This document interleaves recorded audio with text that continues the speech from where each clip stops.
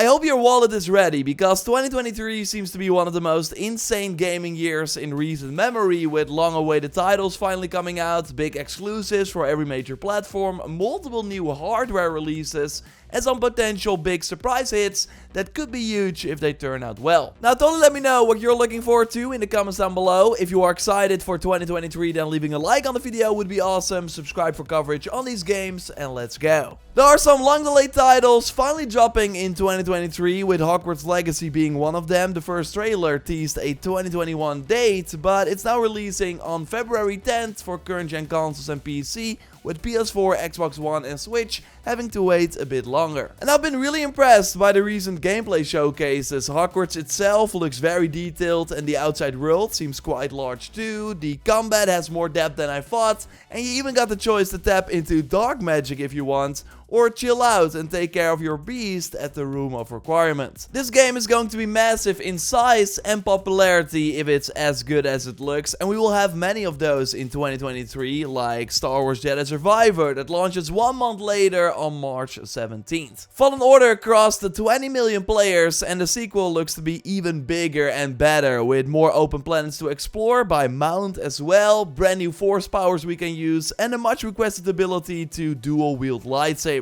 It takes place 5 years after the original, and it's next gen only, so hopefully won't have the same technical issues as Fallen Order had when it came out. It's one of my most anticipated games for sure. Now, not on the same level, but totally another long-awaited title that is finally launching, Dead Island 2, announced in 2014 and now releasing on April 28, 2023. I especially think the recreation of LA, or Helle as they like to call it, looks very impressive, so it won't be completely open world, but instead we'll have many large districts based on key areas of the city. I'm cautiously optimistic, like I really hope that it turns out well. Same for Assassin's Creed Mirage, although I'm totally a bit more hopeful that this will at least be a 12 to 20 hour long old school Assassin's Creed experience. Sure, not as long awaited in terms of reveal to release as the other titles, but on the other hand, it has been over 8 years since we got a stealth focused AC game,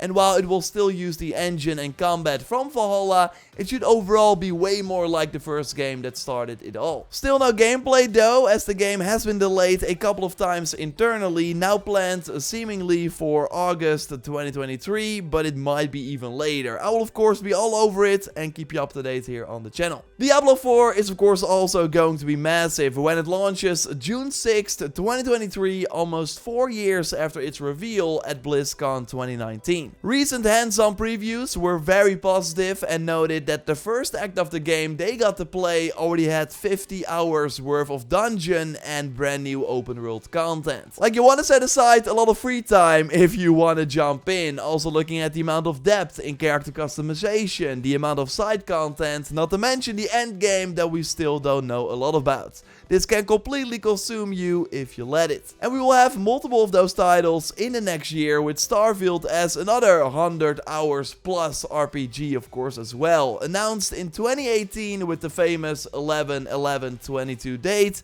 but it's now slated for somewhere in 2023. Likely the first half, although we haven't had a big update since the last gameplay trailer that you're watching here. Recently we did learn though that joining a faction won't lock you out of others, that your choices will of course decide if main characters live or die, and that a quest could take you to Mars and then back to Earth. I'm still scared about the 1000 planet part though, like that seems a bit too much, but no doubt that this will be the biggest Game Pass launch by a mile, and Xbox seems to have an early 2023 show planned, maybe in January already, so they can finally put some dates on their seemingly pretty big first half of 2023 lineup that are of course all launching on Game Pass day one. So I want to look at some big things we can expect from PlayStation in 2023 in a moment, but first I think Game Pass is gonna have an amazing year as well. They already ended on a high note this year with High on Life becoming the #1 play title on the service, but 2023 looks to be even bigger with already many third-party day one releases confirmed, so these drop on PlayStation as well, but will be included in the Game Pass subscription. Within February 2023, Atomic Heart, the more more action-heavy BioShock, System Shock type game that continues to impress with every showing.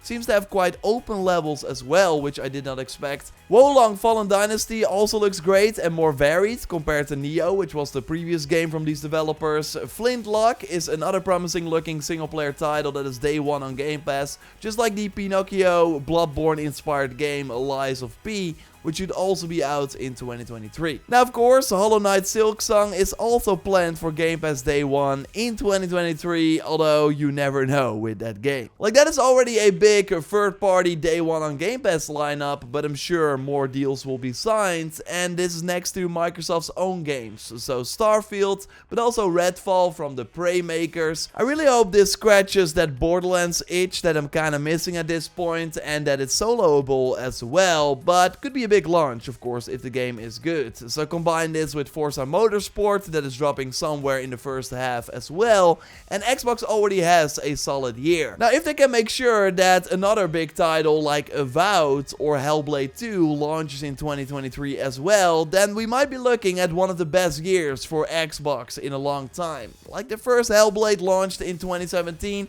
so you would hope that they are ready 6 years later. Now, PlayStation will kick off the year with the launch of PlayStation VR 2 and Horizon Call of the Mountain as the flagship title for the headset. But apart from that, the launch lineup for the $600 machine is kinda lackluster, as it mostly includes ports with no roadmap or promise for other big games beyond the release. Like, as a huge Horizon fan, I of course have to play the VR game, but I hope there's more to justify the purchase. Now it seems that instead, PlayStation will focus on two other things in 2023. One, once again, being the big single-player first and third-party exclusives, starting in January with Forspoken that already has a demo out on the PlayStation Store. I still need to play it, but I'm hearing mixed things about it, so I hope the full release turns out to be better. But that's just one of the 3 games that Square wants to launch exclusively on PS5 in 2023. Final Fantasy 16 is planned for June. It looks insane with massive bosses to fight. Huge focus on the summons. I really can't wait for this one. And we might even see the second part of the Final Fantasy 7 remake at the end of the year as well, as it's currently slated for winter 2023. I'm now playing Crisis Core, so I'm getting extra hyped for that game as well. On the PlayStation Studios side, we know that Horizon is going to have a big year, because 2 months after the VR game, we're getting a big expansion for Forbidden West that will take us to LA on April 19th and finally let us fight a Metal Devil. But the biggest PlayStation 5 exclusive of the year will totally be Spiderman 2, which has now been confirmed for fall 2023, so the end of September at the earliest. Although it will probably be October or November, similar to Miles Morales. Both characters are likely going to be playable, Venom as the main villain. I think this is going to be a special game, and if Ratchet is any indication for what Insomniac can do with a PS5 only title, then I don't think we're ready for the insane graphics that will appear on screen. The second focus for Sony will be on expanding every big PlayStation IP beyond single player titles, like for example The Last of Us, which gets the TV show on January 15th on HBO, but also multiplayer with the standalone Factions game hopefully coming out in that year as well. It will be a very interesting year for Sony, as they also plan to launch a PS5 with a detachable disc drive to take over the digital and the regular PS5 model. And I also really think that we will see many of their future games revealed. But I will save my predictions for my yearly all games that will be revealed in 2023 video. Here I want to focus on everything that has already been announced, and it's kinda crazy that I've been talking for a long time already and still am far from mentioning every big game, so let's go over a few more of them. If you are into horror games, then you got the Dead Space remake in January already, which looks very solid, but is of course likely the appetizer for Resident Evil 4 on March 24th. Alan Wake 2 is also planned for 2023 and it should be more horror focused than the original. Fighting fans can look forward to Street Fighter 6 in June and Tekken 8 probably hitting in 2023 as well, which looked pretty solid in the recent Game Awards trailer. And as an open world fan myself, I'm really looking forward to Rocksteady's Suicide Squad game that is launching on May 26th. The first game from Rocksteady in 8 years, and they of course course recently confirmed that Kevin Conroy will be the voice of Batman in the game as his final work, because he of course sadly passed away recently. Another big open world game will be Avatar: Frontiers of Pandora, that I especially can't wait for after having just watched the movie. It will be cool to see a more fancy take on a Ubisoft open world, and The Way of Water just once again showed how rich James Cameron's universe can be and how perfect it is for a game. You would almost forget Skull and Bones as another big Ubisoft title that they plan to launch in March, although I still think it will be like a hard sell. I don't think the game will do very well. But there are other games that if they launch in 2023, I think could be huge hits that might surprise a lot of people. And one of those games is The Finals, a new shooter by DICE veterans, but this time it's all about a fictional game show where you fight against other players in arenas based on real-world locations. With, yes, destruction that you come to expect from Battlefield. I saw a lot of good buzz when there was an early preview version, so I think this can be huge.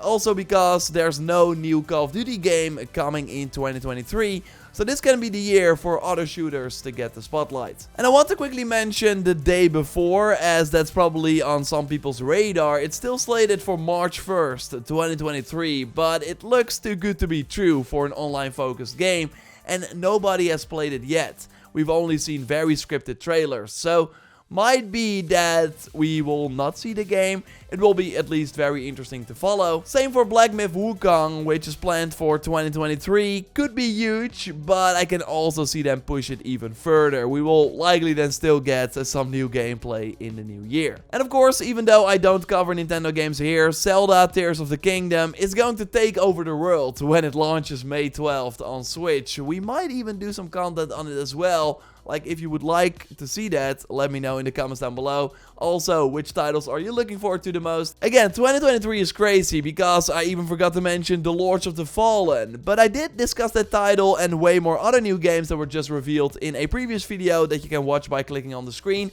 Keep an eye on the channel for more 2023 previews like this. A like would of course really help me out, and I will speak to you soon. Goodbye.